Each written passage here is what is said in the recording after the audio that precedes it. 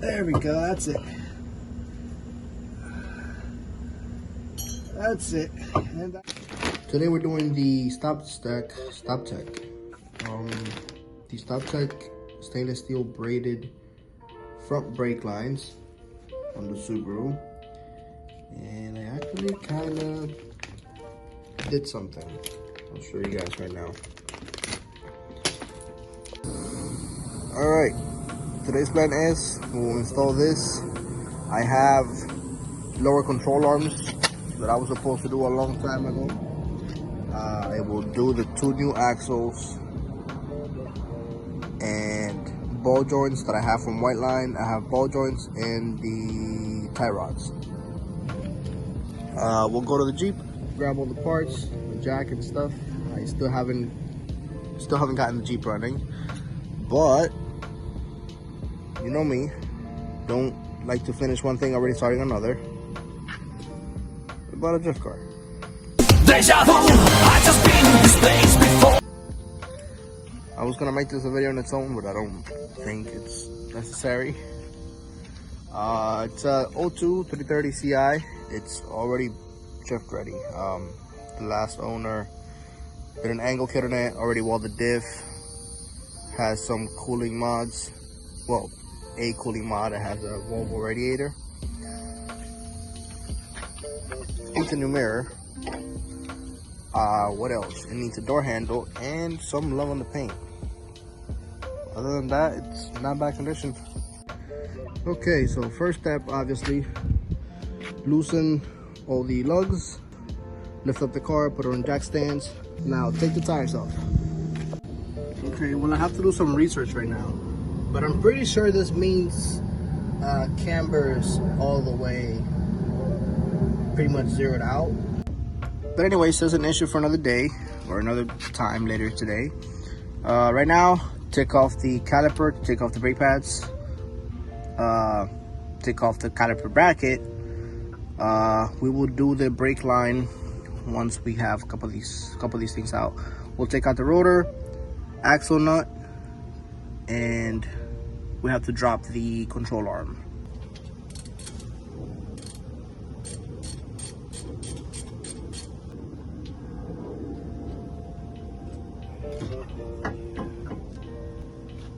That's not good. Actually not, yeah, never mind, they're bad. Yeah, it was about time to replace these. Yep. As you can see, this here is how it's supposed to be. This guy here is stuck. So basically I've been braking with half the braking force.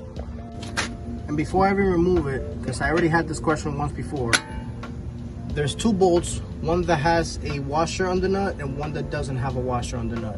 The one that doesn't have a washer is the top one, the one with the camber adjustment. The one that does have a washer, it's the bottom one right here. You can see that that one has a washer and the top one does not, unless somebody fucked with my car and didn't tell me. Obviously, once you're here, take the rotor off. This is a 19 mil.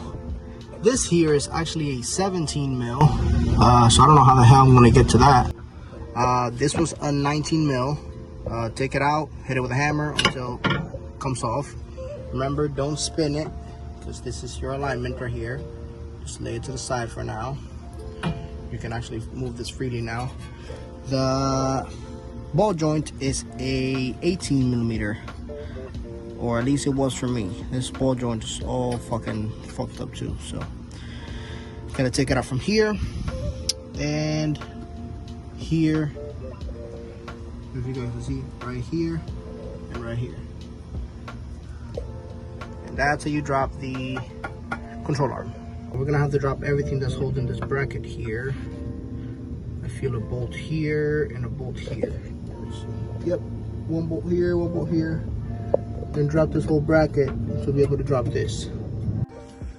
All right, like I said, I have the road center correction kit from Whiteline, which comes with I think a little bit taller ball joints.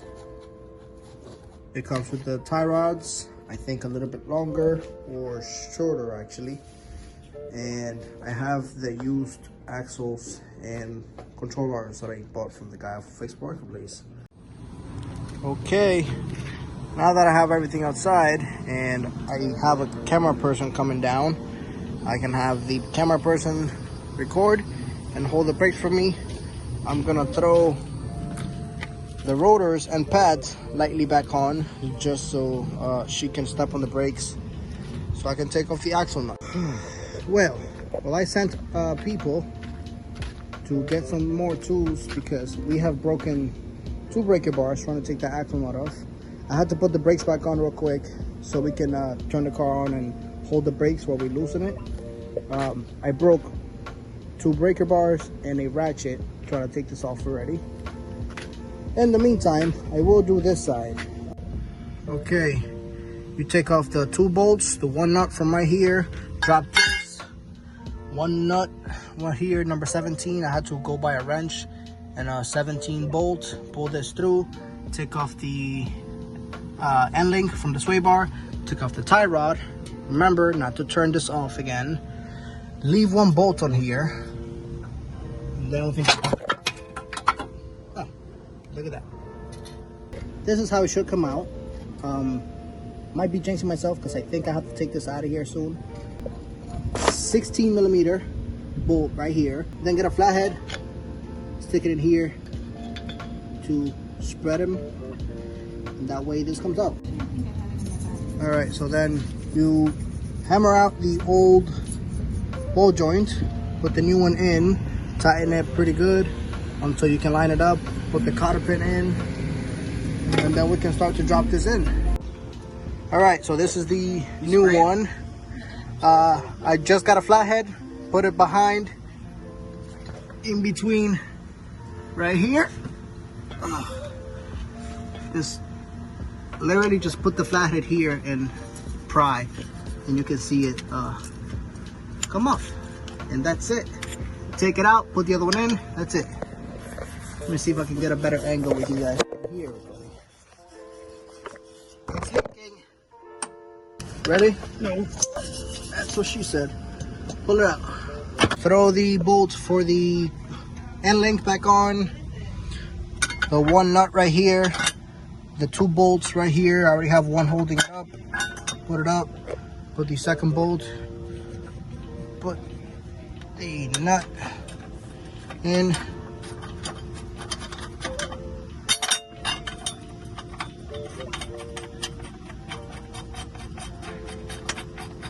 This side, I can't not change the control arm because this nut here is stripped. And there's nothing I can do about that because I don't have the tools or the resources. I changed out the toe arm on both sides. I'm trying to take out the ball joint right now so I can at the very least do that and pretty much leave this control arm in for the time being. I'll change out the axle now. All right, well, this is day 2. I had to go and get a M10 by 1.25 tap. I went to Ace Hardware. This is the only place that had it. AutoZone didn't have this size. But yeah, it's a M10 by 1.25. Yesterday when I was putting this side on, it wouldn't go through, so I had to go buy new bolts, and I'm cleaning up the threads right now so they go in nice and smooth.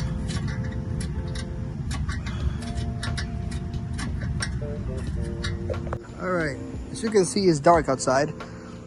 I had to go to AutoZone and get the tool to remove the ball joint from here. So I put some anti-seize on this, put it on the old knuckle, put some in here too. All you gotta do is spread this with a flathead or something, spread this, push this in and put the bolt through. All right, so what I did was I got the screwdriver, hit it in here so I can spread this, and then just put this in and lightly tap it. Don't hit it too hard because you don't want to damage this. So just lightly tap it until it goes all the way down, and you can see from here when that groove here, when this groove lines up with the hole. So I gotta go a little bit more. so you can see that the groove lines up with the hole enough to let a bolt through now. And this is pretty much all the way down. I just had to buy a new caliper because the bracket for the caliper, one of the slide pins was stuck and I couldn't take it out. This was like 28 bucks at AutoZone.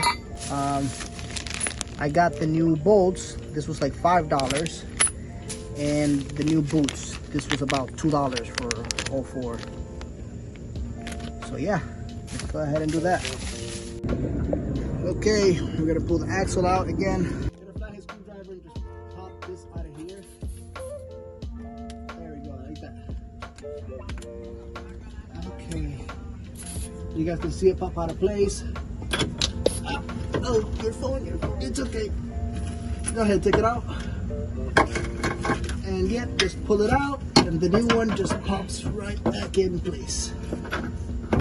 Just move it around, and you're gonna feel the ring on it kind of click in place, and then you can just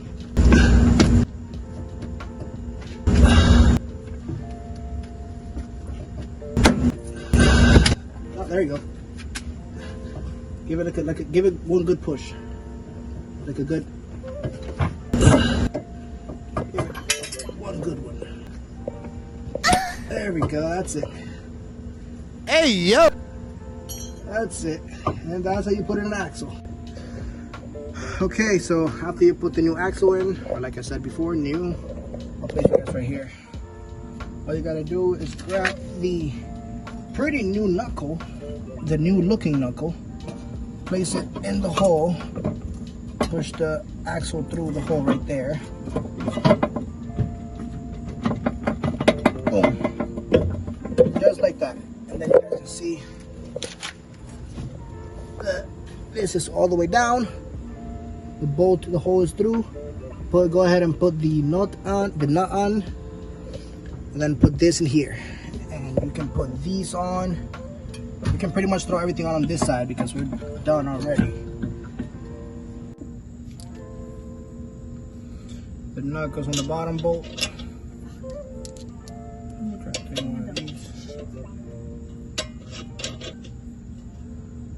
And the one without the washer goes in the top one. We'll grab the new nut for the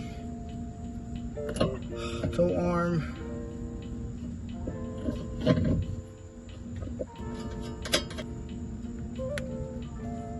And that is what everything should look like. 2 bolts on this. Remember I had a camber issue before I took the tires off. So now I just put this the least camber possible. Have the bolt on the bottom. I'm gonna go ahead and tighten it now and then put the cotter pin through. Same thing with these bolts. I'm gonna tighten this, put the cotter pin through. These, once you tighten them, there's no cotter pin. Just go ahead and tighten them as much as you can. After that, we can throw everything else. The new line is a little bit dirty, but it's fine. That's how it'll stay for now. Alright, so I didn't get to show how I did it on the other side. Once you take off the clip that goes here, you just get a flathead and just pop it out. This comes loose like this. Then you can use your flared 10, put it here, and grab a vice grip or something and hold it right here. Otherwise it's gonna spin.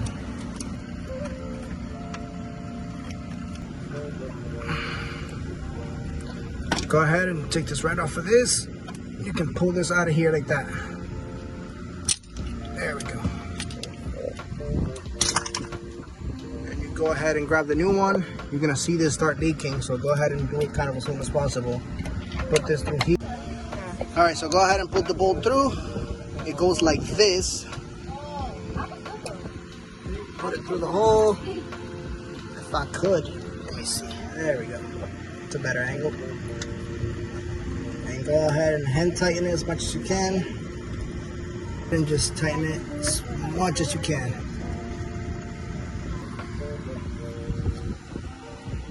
Hang it in for now. We can finish putting the rest of everything on.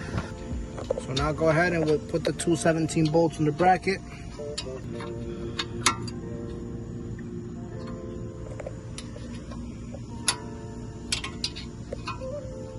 Tighten the bottom one a little more.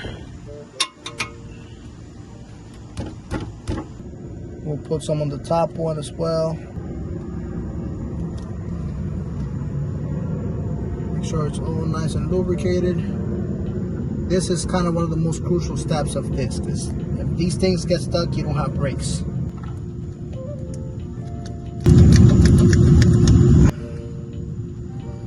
Alright, do the same thing to the top bolt. Lubricate the whole bolt. Put this again through to the top until it slides on.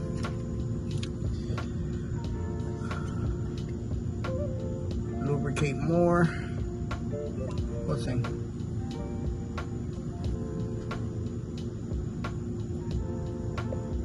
Just keep adding more lube. Make sure this is nice and lubricated. And go ahead and slide this on the top one. You can slide this over the metal piece all the way around.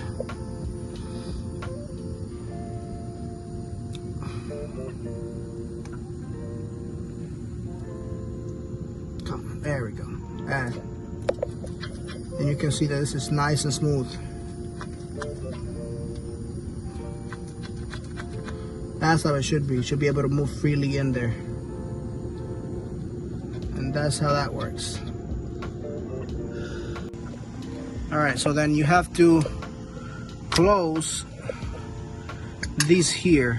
This is just oil filter removers. So all you got to do is hold them here and compress one by one. Actually, you have to go up on the hood of the car and open the cap so the air goes somewhere. They go very slow. You just gotta squeeze very tight and you'll see them slowly go back in their spot.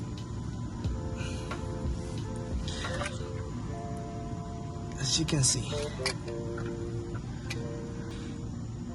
compress. But this is all we can do for now. You go ahead and put the new metal things on. Pretty easy to put on, just bloop, clip it in place. Go ahead and add some of the lubricant that came with the brakes on here, just so it slides a little bit better on the metal. Add some on both sides. Alright, then go ahead and add lubricant on both sides again and just line one up and put kind of the front in, and they just go in like that. That's it. Once this is like that, grab the caliper and slide it over it. Alright, then go ahead and put the two new bolts in. There we go. It's in the bottom one. Go ahead and tighten these two. Then we got to bleed the brakes. I'll show you guys how to do that in a minute. Alright, for this part of the video you need two people. Somebody inside the car and somebody outside. Somebody's going to be inside pumping the brakes, and somebody's going to be outside with a 10 mil opening the bleeder when the brakes are being held. So go ahead and pump the brakes. You should start feeling pressure soon. It's getting hard. Alright, so go ahead and hold them down. Holding. And let go down here. Hold on. Pump it again. Hold it again.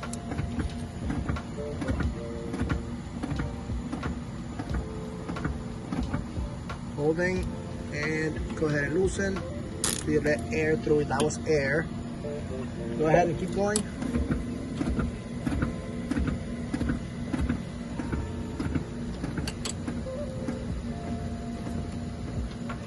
Holding. So now you go ahead and loosen it again. That's bled. That's it. So you get a solid stream of fluid. No air, no bubbles in the fluid. So this side is bled. So we move on to the passenger side now. Go ahead and pump them. Actually, hold on, stop.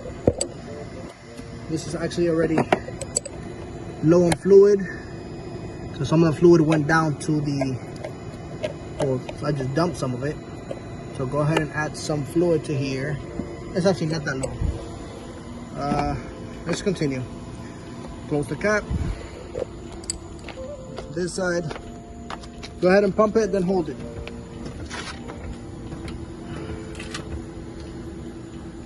She's holding, so we go ahead and loosen. That was air. Pump and hold.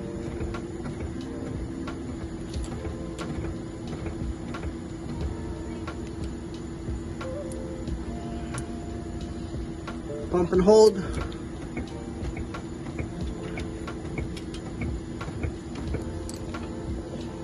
Holding. So we go ahead.